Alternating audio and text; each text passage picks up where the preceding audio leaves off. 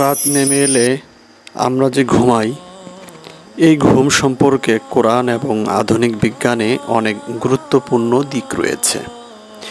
দুই ক্ষেত্রেই ঘুমকে একটি গুরুত্বপূর্ণ এবং রহস্যময় প্রক্রিয়া হিসেবে বিবেচনা করা হয়।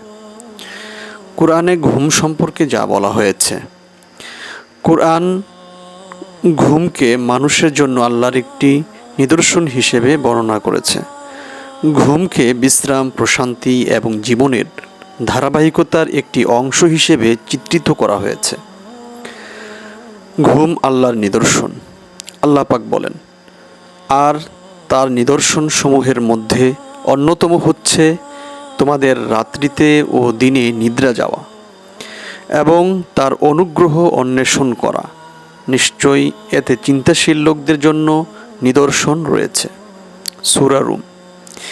এই আয়াতে ঘুম এবং জাগরণকে সৃষ্টিজগতের এক নিদর্শন হিসেবে বলা হয়েছে। ঘুমকে মৃত্যুর মতো বলা হয়েছে।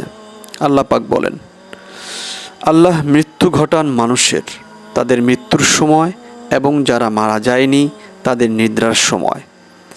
তারপর যাদের মৃত্যু নির্ধারিত হয়েছে তাদের আত্মা তিনি রেখে দেন আর অন্যদের ফিরিয়ে দেন নির্ধারিত এক সময় পর্যন্ত। এতে অবশ্যই চিন্তাশীলদের জন্য নিদর্শন রয়েছে। সূরা জুমার। ঘুমকে এখানে আংশিক মৃত্যু বলা হয়েছে, যেখানে আত্মা কিছু সময়ের জন্য দেহ থেকে বিচ্ছিন্ন হয়। এই আয়াত বিজ্ঞান ও আধ্যাত্মিকতার মিলন ঘটায়। ঘুমকে বিশ্রামের উপায় হিসেবে বর্ণনা করা হয়েছে। আল্লাহ পাক বলেন, আর আমি তোমাদের নিদ্রাকে করেছি বিশ্রামের উপায়। সূরা আন-নাবা। এই আয়াতে স্পষ্ট করে বলা হয়েছে ঘুম মানুষের জন্য বিশ্রাম বা পুনরুদ্ধারের উপায়। এখন আসুন আমরা বিজ্ঞানের দৃষ্টিতে ঘুমের বিশ্লেষণ শুনি। ঘুম নিয়ে আধুনিক বিজ্ঞানের গবেষণা ঘুমের উপকারিতা, মস্তিষ্কের কার্যকলাপ ও স্মৃতি সম্পর্কে তুলে ধরা হয়েছে। ঘুমের ধাপ। ঘুম সাধারণত 4 থেকে 5টি ধাপে বিভক্ত হয়। ঘুম হলো যেখানে স্বপ্ন দেখা হয় এবং মস্তিষ্কের সক্রিয়তা বাড়ে। ঘুমের উপকারিতা। স্মৃতি সংরক্ষণে সাহায্য করে। ঘুম হরমোন নিঃসরণে সহায়তা করে। ঘুম রোগ প্রতিরোধ ক্ষমতা বাড়ায়। মানসিক ও শারীরিক পুনর্জীবন ঘটায়। ঘুম ও মিনি ডেথ থিওরি। অনেক বিজ্ঞানী ঘুমকে উল্টানো যায় এমন অচেতন অবস্থা বলেন, যা কোরআনে আত্মার সাময়িক গ্রহণ ধারণার সঙ্গে সামঞ্জস্যপূর্ণ। কোরআন ও বিজ্ঞানের মিল কি রয়েছে এটা আমরা যদি দেখি, তাহলে প্রথমেই ঘুম কোরআনের দৃষ্টিভঙ্গি হচ্ছে বিশ্রাম ও আল্লাহর নিদর্শন। বৈজ্ঞানিক দৃষ্টিভঙ্গি শারীরিক ও মানসিক পুনর্জীবন। ঘুম মৃত্যু সম্পর্ক। কোরআনের দৃষ্টিতে ঘুম হলো আংশিক মৃত্যু।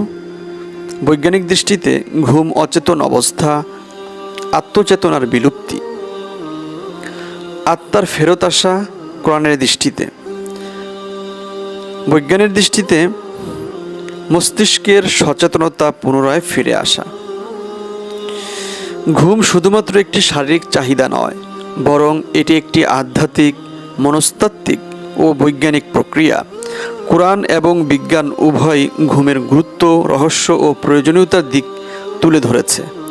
এই মিল আমাদেরকে কোরআনের আয়াতগুলোর গভীরতা বুঝতে সহায়তা করে এবং আধুনিক বিজ্ঞানের সাথে ইসলামের দৃষ্টিভঙ্গির মিল তুলে ধরে। তাই যখন আমরা ঘুমের মতো মহা নিয়ামত এবং এই অনুগ্রহ আল্লাহ তাআলার পক্ষ থেকে আমরা পাবো, তখন আল্লাহ তাআলার নাম নিয়ে আমরা ঘুমাবো, আল্লাহুম্মা বিসমিকা আমুতু ওয়া আহইয়া। আর যখন আমরা ঘুম থেকে জাগ্রত হব, তখন আল্লাহ পাক রব্বুল আলামিন আমাদেরকে আমাদের এই রূহটাকে ফেরত দিয়েছেন। এর শুকরিয়া স্বরূপ আমরা বলবো আলহামদুলিল্লাহিল্লাযী আহইয়ানা বা'দামা আমাতানা ওয়া ইলাইহিন নুশুর। দোয়াটির অর্থ চমৎকার। আল্লাহ পাক রব্বুল আলামিনের রাসূল আমাদেরকে শিখিয়েছেন। এই দোয়ার মধ্যে বলা হয়েছে সমস্ত প্রশংসা আল্লাহ তাআলার জন্য, আল্লাযী আহইয়ানা, যিনি আমাদেরকে জীবিত করলেন, বা'দাল মামাত, আল্লাযী আহইয়ানা, যিনি আমাদেরকে জীবিত করেছেন মৃত্যু দান করার পরে, ওয়াইলাইহিন নুশুর, এবং তার নিকটই আমরা ফিরে যাব, প্রত্যাবর্তন হবে তার নিকটই।